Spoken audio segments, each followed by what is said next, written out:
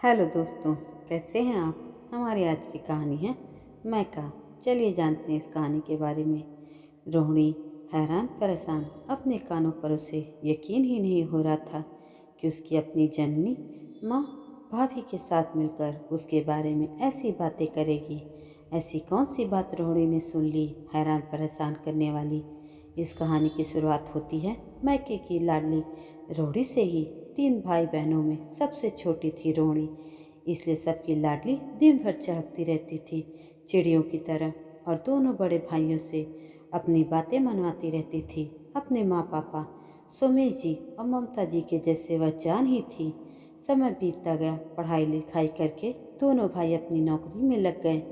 एक एक करके दोनों भाइयों की भी शादी हो गई। घर में भाभी आ गई। दोनों भाभी व्यवहार से तो ठीक ही थी। परिवार में सब कुछ ठीक ठाक खुशी खुशी चल रहा था। रोहिणी यानी मैं बीए सेकेंड ईयर में पढ़ रही थी। देखने में भी काफ़ी अच्छी भली थी। जो भी रिश्तेदार आते सब यही कहते कि अब रोहिणी के लिए रिश्ता देखिए। पापा कहते अभी नहीं, बीए कंप्लीट कर लेगी तब। क्या सुमेश जी, आप भी ज़्यादा पढ़ लिख कर भी क्या करेगी, घर ही तो संभालना है ससुराल जाकर। ऐसे कैसे आप बोल दिए नागर बाबू। आजकल का ज़माना बिना पढ़े लिखे गुजारे का नहीं है। लड़की पढ़ी लिखी रहेगी तभी कभी ऊंची नीच हो जाए तो उसके भी पति का श्रृंगार बनेगी अब पढ़ाई। कि वैसे आपकी जो मर्जी सुमेश बाबू, मुझे कहना था सो मैंने कह दिया। फिर से नागर बाबू ने कहा, अरे सुमेश जी, लड़का देखने में भी तो समय लगेगा। देखते देखते ये दिन कैसे बीत जाएंगे पता भी नहीं चलेगा आपको। पापा थोड़ा रुक कर, हाँ यह भी सही कह रहे हैं आप, मुझे सोचना चाहिए रोड़ी की शादी के बारे में। इधर रोड़ी शादी की बात सुनकर थोड़ा सहम सी जाती है। अभी भी लोग ससुराल के माहौल को बहुत ही डरनुमा बनाते हैं, सहज नहीं। सभी हर बात में कहते ससुराल जाएगी तो सीख जाएगी, इसलिए रोहिणी को ससुराल के नाम से डर लगने लगा था।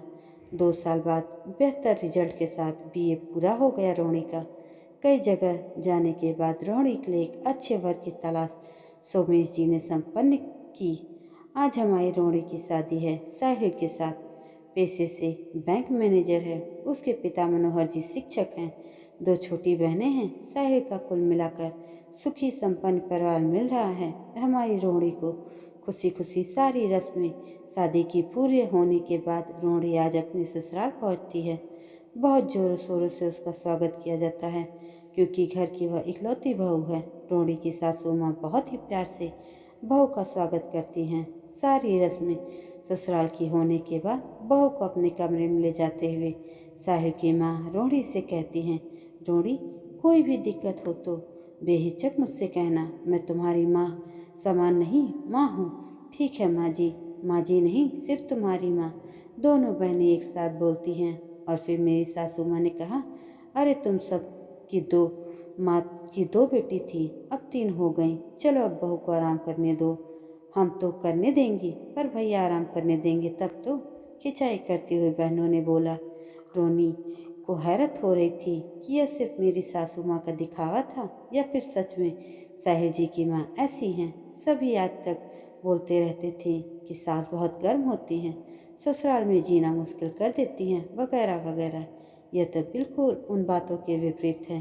तभी साहिल बाथरूम से फ्रेश होकर आता है। कहाँ खो गई रोणी?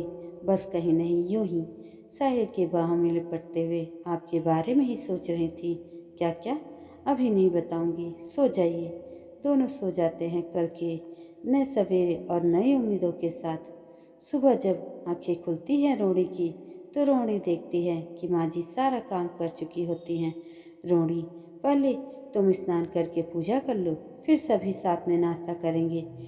जी ठीक है, रोणी ने कहा। माँ, आपने मुझे जगाया क्यों नहीं? कुछ काम में हाथ बटा देती मैं भी। अरे बेटा, अभी तुम्हारे हाथ पर मेहंदी के रंग हैं, इसे आराम से रहने दो। यह रंग जितना लंबा चलेगा तुम लोग का जीवन उतना ही सुखी रहेगा। मैं हूँ ना अभी, और कौन सा कहती हूँ कि तुमको काम नहीं करना है। मेरे बुढ़ापे का सहारा तुम ही तो बनोगी। 2-4 दिन बाद इसी तरह बीत गए। तब रोहिणी ने अपनी सास से कहा, मुझे मम्मी के यहाँ जाना है। तब उन्होंने कहा, साहिल जाओ रोहिणी को उसकी मम्मी के यहाँ घुमा लाओ। ठीक है माँ। जब जब रोहिणी अपनी मम्मी के यहाँ जाती तो एक दो सप्ताह रुक जाती। यह बातें उसके ससुर जी को अच्छी नहीं लगती। वह हमेशा अपनी पत्नी से कहते कि आपने बहू को सर चढ़ा दिया है बेटी कहकर। शादी के बाद इतना कोई मैके जाता है क्या? तब सासू माँ जी कहती हैं अभी बच्ची है, ना समझ है। जब बाल बच्चे होंगे तो खुद ही जिम्मेदारियों का एहसास होगा। थोड़े दिन में समझदारी आ ही जाएगी कि ससुराल ही उसका अपना घर है। अभी तो मैं हूँ ना घर देखने के लिए। बच्ची है, जाने दीजिए। धीरे धीरे समय अपनी गति से बीत गया। 5 साल बाद 2 बच्चों की माँ बन गई रोहिणी, लेकिन फिर भी उसकी आदत नहीं छूटी मैके जाने वाली। जब मन होता तब कोई न कोई बहाना बनाकर मैके चली जाती। बच्चों को अपनी माँ यानी सासू माँ जी के पास छोड़ देती निश्चिंत होकर। इधर मैके में दोनों भाभियों को उसका इतना बार बार आना जाना अच्छा नहीं लगता था। न ही माँ को दोनों भाभियों के बीच रोहिणी की वजह से हमेशा अनबन अच्छी लगती थी। इस बार रोहिणी जब मैके आई साहिल जी के साथ, रात में तो सब ठीक था। सुबह जब रोहिणी बाथरूम की तरफ जा रही थी तब उसने सुना कि माँ और दोनों भाभियाँ उसी के बारे में बात कर रही थी। वह थोड़ा ध्यान लगाकर सुनने लगी। दोनों भाभी उससे कह रही थी कि क्या दिक्कत है रोहिणी जी को अपने ससुराल में। इतनी अच्छी सास, इतना अच्छा परिवार मिला हुआ है, फिर भी जब देखो तब यहाँ आ जाती हैं। तब रोहिणी सोचने लगी कि कह तो भाभी सही रही हैं, मुझे ससुराल में कभी ससुराल जैसा लगा ही नहीं। लेकिन मैंने कभी इस बारे में सोचा ही नहीं।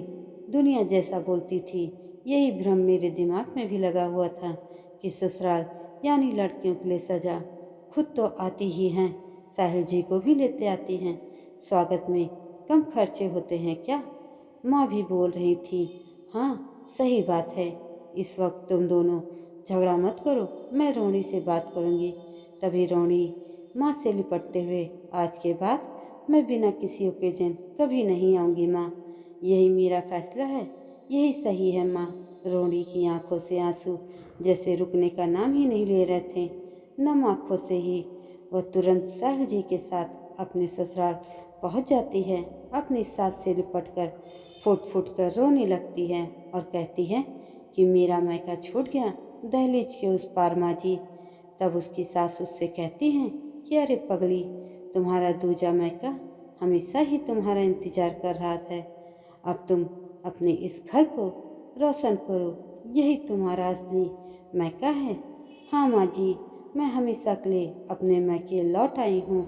आज रोहिणी की बातें सुनकर घर के सभी लोग बहुत खुश थे। दोस्तों, ये कहानी आपको कैसी लगी कमेंट करके ज़रूर बताइएगा और ऐसी ही अन्य कहानियों के लिए मेरे चैनल को सब्सक्राइब ज़रूर करिएगा। धन्यवाद।